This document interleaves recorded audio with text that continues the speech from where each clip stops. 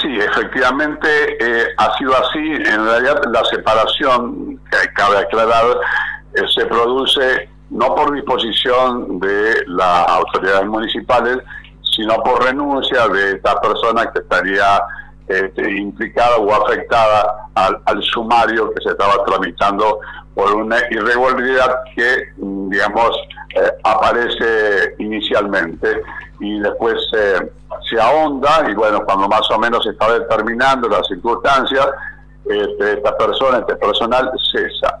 Lo circunscribo más o menos al hecho, para que quede claro en el siguiente. Digamos, la versión, lo que trasciende, lo que llega a la superficie del problema, es que una persona que pertenece al hogar de día, ¿no es cierto? Y digo versión porque no se pudo cerrar el sumario en sí, casualmente porque esta persona renuncia a su actividad. Una vez que renuncia a la actividad, se labraron las actuaciones hasta un determinado punto, pero las conclusiones a las que se podría haber llegado no pudieron hacerse efectivas en función de que ya no existe más esa relación de dependencia. Entonces, si hubiera correspondido una sanción o cualquier medida hubiera tenido que recaer, ya no existe sobre quién recaer en cuanto a la relación que une al municipio con esta persona. Con lo cual se vuelve, como le llamamos nosotros los técnicos, abstracto el tema, es decir, ya no hay, digamos, material que exista para aplicar algún tipo de sanción, si se hubiera corroborado que no llegó a ese punto todo lo que se está presumiendo que existía. Después, si querés, avanzo más cómo termina esta cuestión, pero ese es el hecho en sí.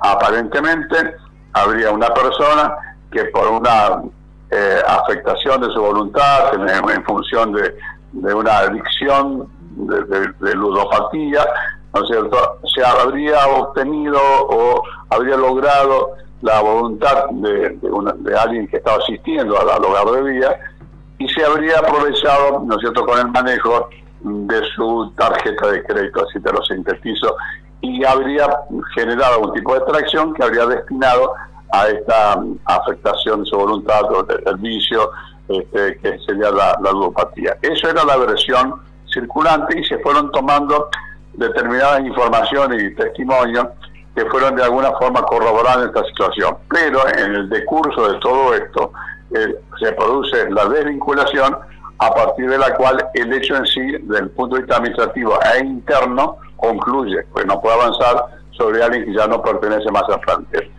Eso no implica que ante la presunción o contratación parcial o inicial o digamos precaria de esto que estaba ocurriendo, sin llegar a una definición total, ese hecho sí hace suponer que estamos ante una transgresión a la ley penal, pero no es la municipalidad el órgano competente para poder, ¿no es cierto?, determinar si hubo o no una ilicitud, razón por la cual lo que se requiere en estos casos es ese hecho y esas actuaciones trasladárselas así al órgano competente, que es Fiscalía de Instrucción, el Ministerio Público Fiscal de Morteros, que es el órgano designado por ley para cuando hay una presunción de un hecho delictivo, adopte las medidas si lo cree pertinente para investigar el hecho, y si lo corrobora, termina con una imputación que luego es elevada a la Cámara de Valoración competente para su juzgamiento.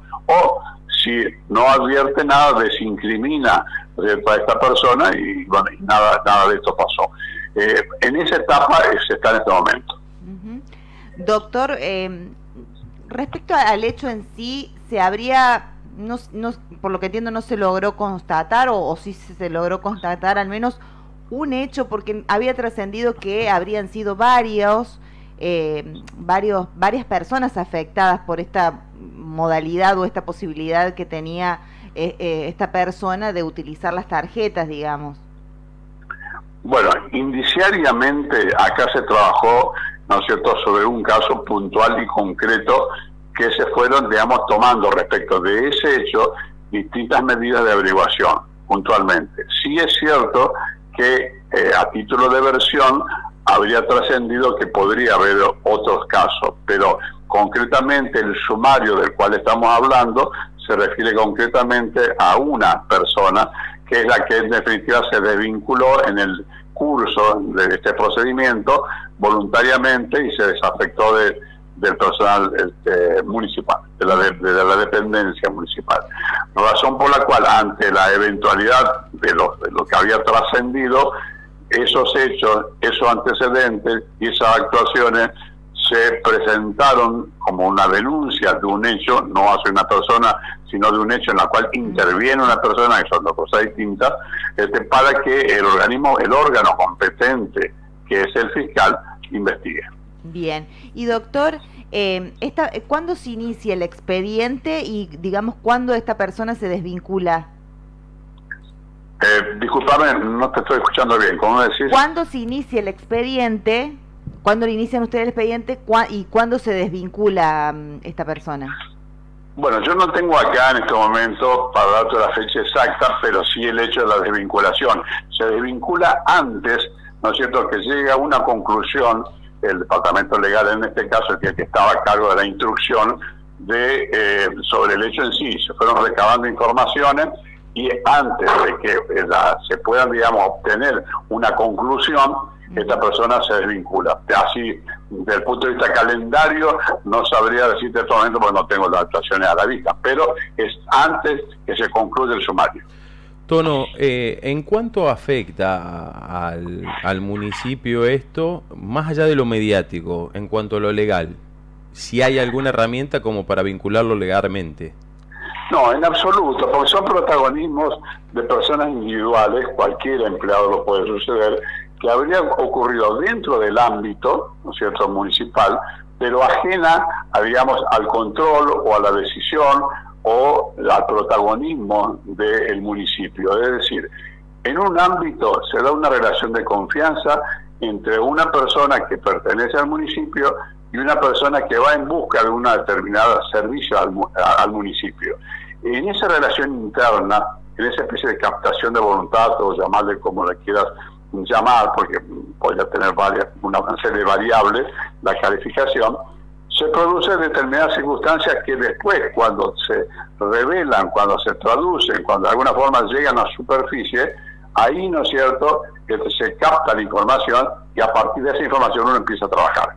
Pero, digamos, no es responsabilidad en sí del municipio, porque sucede entre alguien que va al municipio por un servicio y un servicio que está prestando, ¿no es cierto?, de manera particular, una persona, no particular en el sentido que es un servicio particular, sino, digamos, individual, una persona que aprovecha, en apariencia, porque hasta que no pudiera la justicia no podemos asegurarlo, pero bueno, daría un poco esa sensación de una debilidad de la persona, de una necesidad de contar una disponibilidad, digamos, que no se justifique, justifica un aprovechamiento, pero dentro del ámbito municipal, sin que tenga injerencia la autoridad municipal en eso, porque hasta que eso no se haya llegado a superficie, nadie se entera de nada. Claro. No es un detalle menor algo que decía usted, que tiene que ver con que esta persona aparentemente padecía la ludopatía. En este caso, ¿cómo sería? Digo, ¿cómo actuaría la justicia? Se nos fue. Hola, Toro. Yo digo, quedó pensando, no podía responder. Claro, si habría algún atenuante a partir de decir, bueno, es una enfermedad, digamos. Claro. ¿Cómo se actúa en estos casos, no? No sí, sé. Bueno, estamos hablando de la ludopatía, justamente se está hablando mucho, sí. El tema de una adicción, que no termina siendo, me parece, un detalle menor para la justicia, más allá de que existe por allí mucha bronca en la sociedad cuando estamos hablando de el uso de tarjetas de créditos de personas, sí, de adultos mayores, ¿no? Y bueno, con todo lo que eso significa. Que sí, un caso que